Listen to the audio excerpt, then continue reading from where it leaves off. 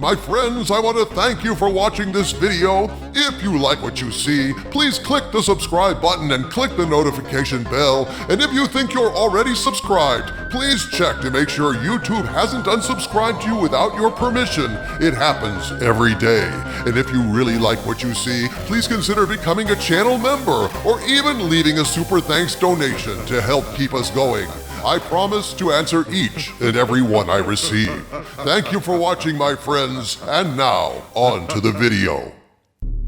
Greetings, my friends. I am Dictor Van Doomcock, the future ruler of Earth, broadcasting from my hidden base at the center of the Earth, and today I am here to confess something that may shock many of you. Something nigh unto inconceivable in the year 2024, and yet I swear that what I'm about to tell you is absolutely true. I have never listened to even one Taylor Swift song. I understand this seems improbable in the extreme, given Taylor Swift's ubiquity in pop culture these days. She's on TV, in theaters, in videos. She's the 21st century it girl, the Elizabeth Taylor to Travis Kelce's Richard Burton. That's right, my friends, this pop culture phenom has become so popular, I can't even get away from her when watching my damn football. You might imagine that annoys me, and if you did imagine that, you'd be damn right. That kind of stardom reaches a certain point where it actually becomes obnoxious and nauseating for a nonconformist such as I, a contrarian who sees the crowd all moving one way and automatically wants to go the other. But it's not because of any particular antipathy that I've avoided listening to Taylor Swift. I'm just not a fan of the kind of music that goes along with Britney Spears-like choreography, swirling on a stage with glitter, fire, and strutting. I prefer my music to be musical and sincere, not glitzy and produced like an amusement park thrill ride. Thus, I've never listened to Taylor Swift or Justin Bieber or any of the drone-like big money corporate musical products that substitute for singers these days. So it was no surprise that Disney, desperate to do something, anything to attract more subscribers to Disney Plus, decided, hey, let's throw money at the problem and have a Taylor Swift concert exclusive to Disney Plus. I mean, if people will pay hundreds to see her in concert, what's a lousy $12 or $15 or whatever the hell they're charging for Disney Plus these days? Surely all the little Taylorites out there will flock to see this concert on Disney Plus? Well, it seems that Disney is the only one who got well and truly flocked in this deal, if a recent report from my Hollywood spies is correct, and Disney is not happy about this latest failure. You know, I saw a clip of Taylor Swift on Twitter once when a clip of her terrible dancing in a video was being circulated for laughs, but other than that, I've never heard her voice, and I'm grateful for that. I guess this is why I don't understand what the fuss is all about.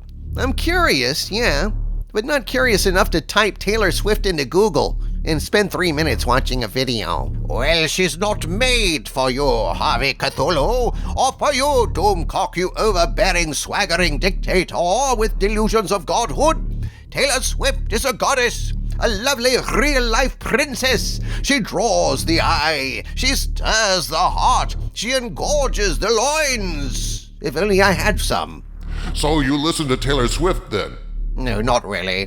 But I do like to look at her on commercials for her concerts. Nice legs. But as far as singing goes, I prefer the Beatles. Still, I'm rather surprised at the notion that Taylor Swift failed on Disney Plus. I mean, people could still look at her with the sound turned down, yes? I don't understand the disconnect. What is the problem here? Well, Skull of Calderon, while I agree that Taylor Swift is nice enough to look at, she ain't keeping me up at night, and I don't foresee myself listening to any of her music in the near or far future.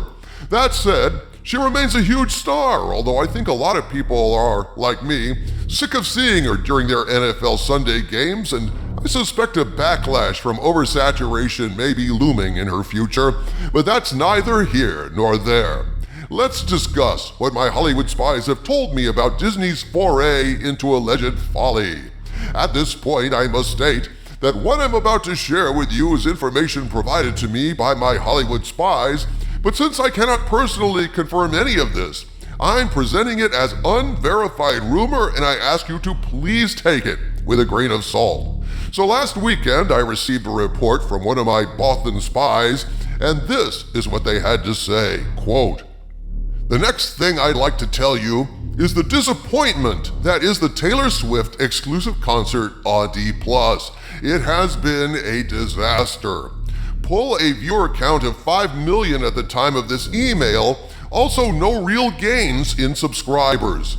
Basically, this was not worth the money Disney paid to get the rights to make it exclusive.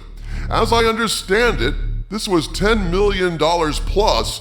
The rumors are it was 50 million. I'm not sure I believe that, but thought I'd let you know what I've heard." Unquote. 5 million views, and you call that a failure? You tin-plated buffoon! 5 million views is an outstanding figure. Yeah, until you consider that Disney Plus claims to have somewhere around 135 or 150 million subscribers, dude. So what percentage of 150 million is 5 million? Not even a good tip in a restaurant, Harvey Cthulhu. Omnivac, engage.